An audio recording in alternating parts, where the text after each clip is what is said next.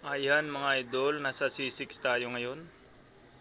And yun mga idol, ituturo ko kung saan papunta tayo ng Terminal 3. So ito mga idol, video na to ay yung mga galing sa Rizal, galing Antipolo, Kenta, mga dumadaan sa C6 mga idol na papunta ng Terminal 3, papuntang Terminal 2 or 1, pwede rin naman lahat dito. Pero ang ano natin ay tumbok natin ay Terminal 3. So ito ngayon mga idol, nasa C6 na tayo sa may bandang Taytay Rizal. And then dire-diretso lang yan mga idol. So kung makikita natin sa paligid natin, puro kabayan yan. At ito na nga, tutumbok na tayo sa may Napindan Bridge. Ayan, pagtawid natin dyan sa bridge na yan mga idol ay nasa Taguig proper na tayo. Intersection yan, yung kanto na yan, yan yung Kenneth Road, papuntang Pasig. And then, pag dumire-diretso tayo, ayan pala sa gilid na yan, yan yung gilid na yon, yung kalsada na yun, yung papuntang ferry boat ng Pinagbuhatan. So kung magpe-ferry kayo, papunta kayo ng Escolta, papunta kayo ng Quiapo, ayan, pwede kayo dyan sa may gilid na yan. Bago magtulay, kumanan kayo. Nandun yung ferry. And then, ito na mga idol, patawid na tayo ng Napindan Bridge. So pagtawid natin dyan mga idol ay nasa Taguig na tayo. And then dire-diretso lang tayo mga idol. Ito way natin na to mga idol, pwede naman dumiretso sa Bikutan. Maraming way na po pwedeng lusutan papuntang C5 dito. Pero ito lang muna ang ituturo ko, yung dadahanan natin ngayon. So tatandaan na lang natin kung ilang ano pang tawag dyan, water pump, yan yung ano na yan. So yan, dire-diretso na lang tayo, water station, pumping station, yon mga idol. So isang pumping station na yon, yun na lang pala tandaan natin kasi kakaanan tayo dyan. At hindi po tayo dediretso hanggang dulo. Kasi ang dulo na ito, yung papunta na ng Bikutan. So kung papunta rin kayo ng south, ito yung way nyo, dire-diretso nyo lang to. And then sa may stoplight, diretso pa rin, ang tumbok nyo ay Bikutan. So pagpasok nyo ng Bikutan, ayun na yung South Super Highway.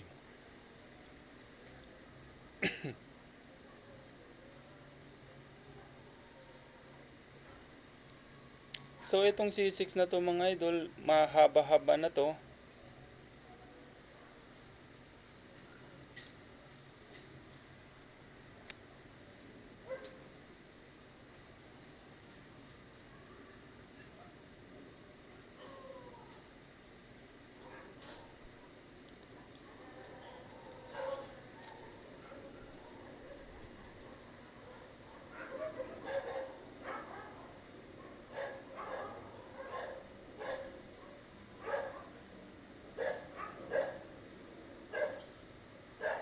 Mga pumupunta sa Taguig, pwede naman dito duman kung galing kayo ng Rizal at pupunta kayo ng Taguig.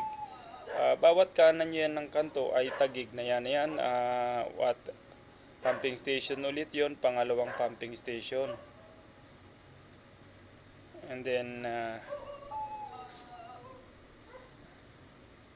dire-diretso lang. And then itong kanto na to, papasok din ng Taguig. Kung papunta ka ng City Hall ng Taguig, kumanan ka lang dyan. Yan yung tinatawag nilang Sea Breeze. Yan, may swimming pool dyan. And then dire-diretso lang ulit.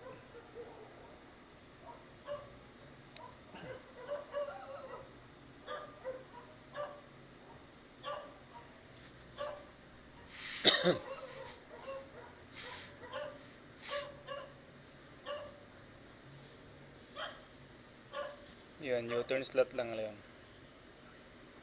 Kasi itong kakananan natin mga idol ay gilid ng pumping station din. Kaya ito lang ang palatandaan natin kasi alam nyo itong highway na to, minsan hindi natin alam yung mga tumbok ng kalsada pagdating sa mga kanto-kanto. Unless kung dediretso ka, dediretso ka ng Bikutan. Kung pupunta ka ng mag-skyway ka, pwede sa may Bikutan. Nga lang, pag ordinaryong araw ay sobrang traffic sa Bikutan na yan. So yung abala mo doon na tagal ng biyahe doon ay mas mabilis kung dito ka na sa mga shortcutan dito sa Taguig. Dito mga idol, bawat kanto yan, halos pwedeng pumasok dyan, and then labas mo C5 yan. Ayan, pumping station ulit yan, pangatlo. So ayan mga idol, malapit na tayong kumanan.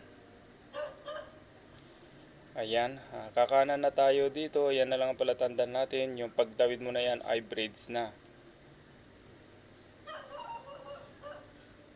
Ayan, anim kalye pa yan mga idol. So malaki dito sa bungad niyan, and then sa bandang dulo ay medyo masikip. So pag dumaan ka dito, dire-diretsuin mo lang to, tutumbok ka na sa may C5.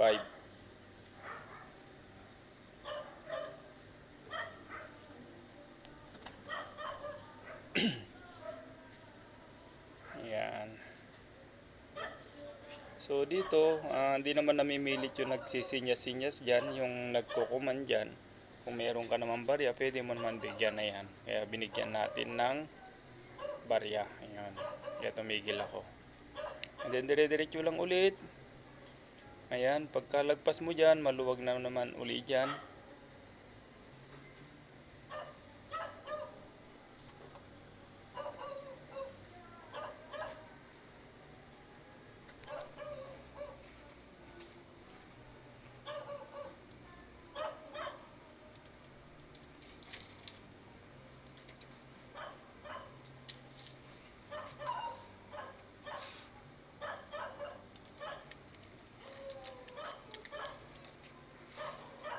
So ayan, nandyan na tayo sa may Lower Bikutan. Ayan mga idol, sa may 7-Eleven. And then tatawid tayo sa may ML Quezon. Ayan, pila ng tricycle, dire-diretso lang tayo. Ito na yung MRT Avenue. So ayan, dire-diretso na lang ulit to. Lower Bikutan na to. So ito mga idol ay shortcut to. Pero minsan medyo traffic din tong area na to. Pero kung medyo Sunday or gabi, maganda dumaan dito kasi shortcut papuntang C5 to. Dire-diretso lang to, hindi ka na malilikaw. Kasi maraming dumadaan dito.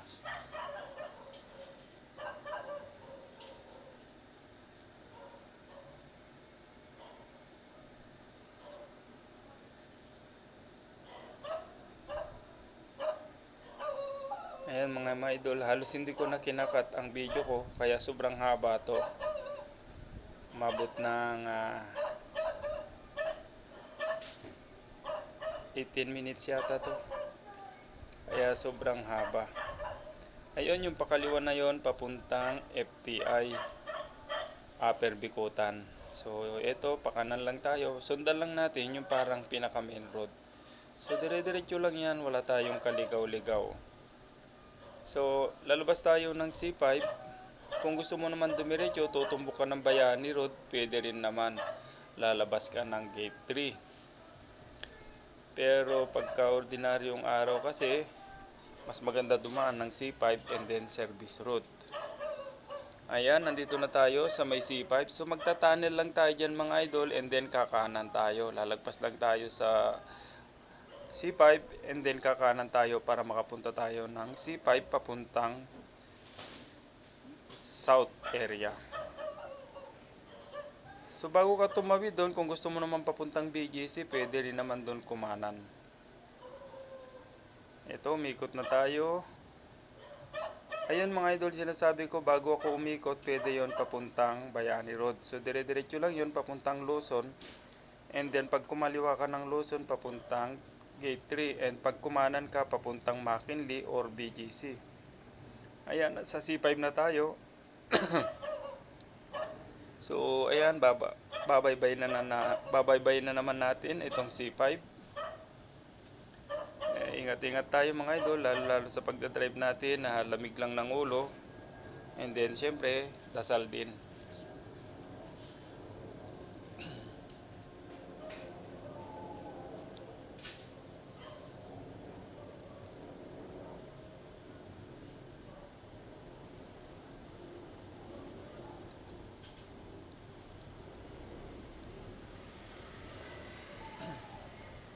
Ayan, dire-diretso na lang ulit yan. And then ito na, yung kaliwan na yan, yan na yung papuntang South Super Highway. And then syempre sa kanan tayo pepesto para tutumbok tayo ng Service Road, East Service Road ng South Super Highway.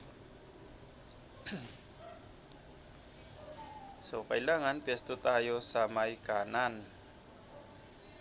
Ayan, yung mga papuntang Laguna or Tagaytay or South area, ayan, sa kaliwa kayo dadaan at tutumbok kayo ng South Super Highway. And then ito, kung papunta naman kayo ng C5 extension, ito sa kaliwa naman. So tatlong linya to mga idol. Tatlong ruta yung pwede mong tumbukin. Kung papunta ka ng Las Piñas, ano ka naman, C5 extension. Tatawid ka naman ng South Super Highway. And then yun na po yung tinatawag na C5 extension. Tutumbok po yan ng Las Piñas, Parañaque at saka Bacoor. And then so sa pinakakanan tayo para tutumbok tayo ng Service Road. Kung papunta naman tayo ng Taguig, Bikutan, pwede pa rin naman dyan sa Service Road. Wala kang toll gate. Kakaliwa ka naman pagdating sa may Dolo. So eto, sa may stoplight na to, pakanan na tayo. Service Road na po yan. Pag kumaliwa ka, papuntang Tenement, FTI, or Bikutan. So pakanan tayo dito. Eto, medyo madalas traffic kasi ayan, na-stop tayo ng mga sasakyan. So dahan-dahan lang pagpasok para hindi po tayo maaksidente. Service Road na po yan.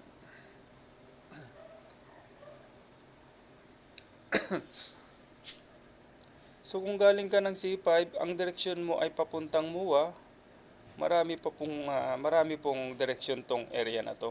Etong Service Road na to.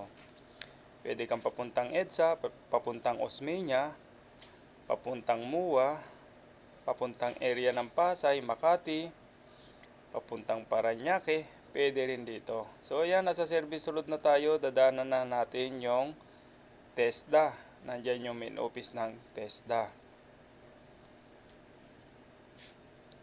Sa may stoplight na dadaanan natin.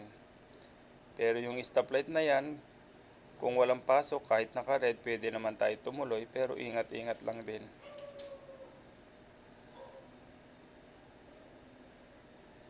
Kasi may gwardiya dyan, pinagugo naman tayo kahit naka-stop. Ayan na po yung bakod ng TESDA. And then, ayan na nga yung stoplight. So, yan na po yung stoplight na yun ay gate na po ng TESDA. And then ito, yan yung U-turn kung galing ka ng expressway, papunta ka ng Terminal 3. And then sa pakaliwa dyan, papuntang Osmeña, kung papunta ka ng Rotunda, MUA, pwede ka na dyan kumaliwa sa intersection na yan. Ayan. So tayo, kakanan tayo kasi papunta na tayo ng Terminal 3. Yun, yung nandun, yung pakaliwa na yun, papuntang EDSA, pwede rin doon, Makati area. So, ito naman, stoplight na to, pag kumanan ka, papasok naman ng Port Bonifacio sa may gate 3. Nandoon yung mga kampo. Marines, Navy, and then pag dumire-diretso ka, papuntang Binis, papuntang McKinley, at papuntang BGC. Pwede pa rin papuntang ng C5 doon. Ayun, dito, paikot na tayo. Kung papunta ka ng South Super Highway, pwede kang umikot yan pa kanan, and then papuntang South naman. So, yun lang mga idol, paikot-ikot lang ang kalsada rito. Kahit saan ka lumusot, may tagos naman yan. Kaya kung bago tayo sa kalsada, huwag tayong matakot na umikot. Huwag lang mapapalayo. Kaya yun, nagbablog tayo para kahit papaano makakatulong ng mga medyo hindi pa sanay sa kalsada. Ayan, tumawid na tayo. And then ito na yung Nichols. Ito po yung tinatawag na Nichols. Villamor Air Base, Sales Road na po yan. So ayan, malapit-lapit na tayo ng Terminal 3. So ayan mga idol, mga hindi pa nakasubscribe sa channel natin, subscribe nyo na para ma-update kayo sa mga upload natin ng mga mahabang video. Kasi paminsan-minsan lang ako nag-upload. pero yung mga long video. Ayan, sa kaliwa na yan, yan na yung gate 1 ng Villamor Air Base. So ayan, kahit saan ka naman duman dito, okay lang naman, kaliwa or kanan. So ako nasa gitna ako. So ayan, sali sunod na tayo mga idol. Pag sa pwesto ka sa kanan, kung gusto mo nang papunta Resorts World, kakanan ka lang sa unang open dyan. Yun po yung papuntang Resorts World. And then ito mga idol, stoplight na to, medyo mag-iingat-ingat tayo konti dito. Paglabas natin dyan sa medyo maliwanag na yan, pumesto tayo sa medyo bandang gitna. Huwag po tayo sa gilid kasi may U-turn slot dyan. Ayan. Paglagpas ng stoplight na yan, may U-turn na maliit na yan. Yun yung U-turn na ng puti. At kung nasa gilid ka and then dumiretso ka, baka pwede kang mahuli kasi U-turn slot yun.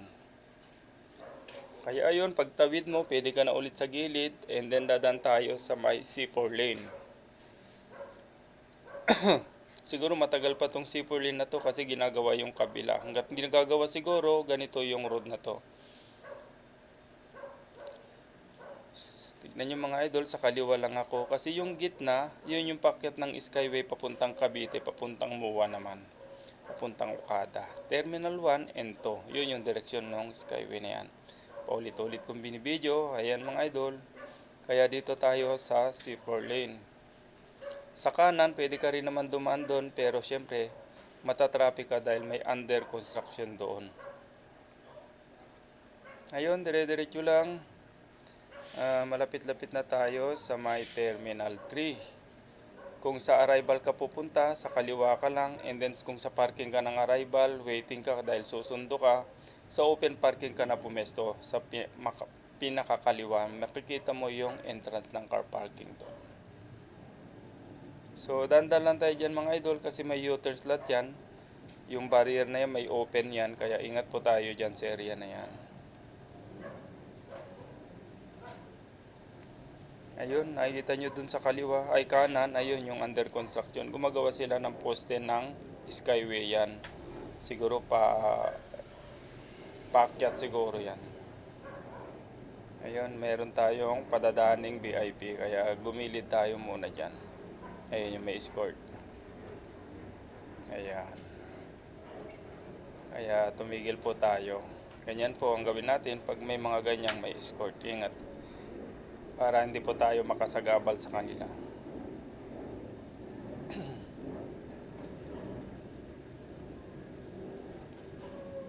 And then ayan mga idol, malapit na tayong lumabas sa circle. Ayan mga idol, mga nakaparada. Kaya iwas-iwas po tayo dyan. May huli po dyan.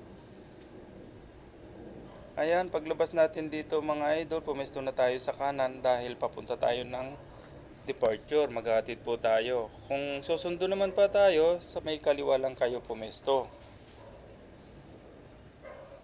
Ayan, malapit-lapit na tayo. Ayan mga idol, mga hindi pa nakasubscribe sa channel ko, subscribe na kayo para ma-update kayo lagi sa mga i-upload natin mga video. Ayun, dito na tayo mga idol sa may departure. Ayun mga idol, hanggang dito na lang and thank you so much.